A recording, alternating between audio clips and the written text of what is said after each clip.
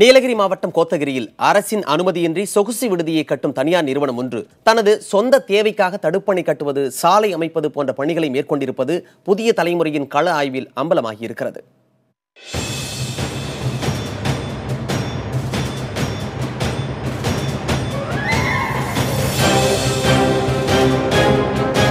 கோத்தகிரி ஆடத்துறையில் பல நூறு ஏக்கர் தேயிலை தோட்டங்களை விலைக்கு வாங்கியிருக்கும் தனியார் நிறுவனம் ஒன்று வணிக நோக்கில் சொகுசு பங்களாக்களை அமைத்து அதன் தேவைக்காக பவானி ஆற்றின் கேத்ரின் நீர்வீழ்ச்சியில் இருந்து வரும் தண்ணீரை மறித்து 3 தடுப்பணைகளை அமைத்துள்ளது.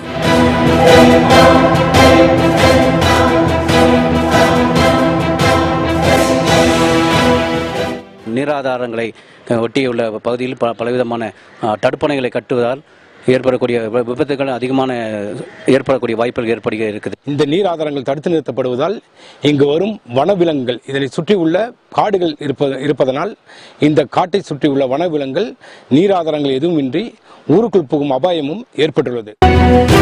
1500 சதுர அடி பரப்பளவுக்குள் என்றால் ஊராட்சி தலைவரிடமும், அதற்கு மேல் என்றால் வனத்துறை, வேளாண் பொறியியல் துறை மற்றும் கனிமவளத்துறை ஆகிய துறைகளிடம் இருந்தும் தடையில்லா சான்றை பெற வேண்டும் என்பது விதி.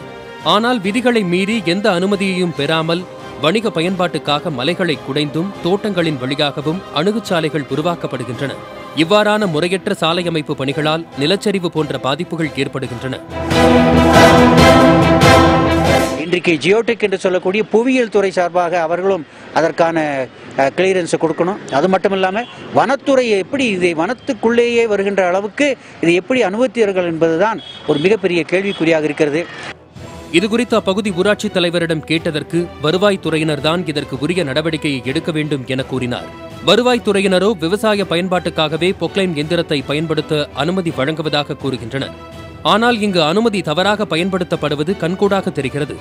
இவ்வாறு அனுமதியை தவறாக பயன்படுத்தும் தொடர்புடைய நிறுவனத்தின் மீது இதுவரை நடவடிக்கை எடுக்கப்படவில்லை. நீலகிரி ஆட்சியர் சங்கரிடம் இதுகுறித்து நாம் கேட்டதற்கு இதற்கான விதிமுறை எதுவும் தெளிவாக இல்லை என்றும் உரிய விசாரணை நடத்தி நடவடிக்கை எடுக்கப்படும் என்றும் கூறினார். புதிய தலைமுறைக்காக குன்னூரிலிருந்து ஜான்சன்.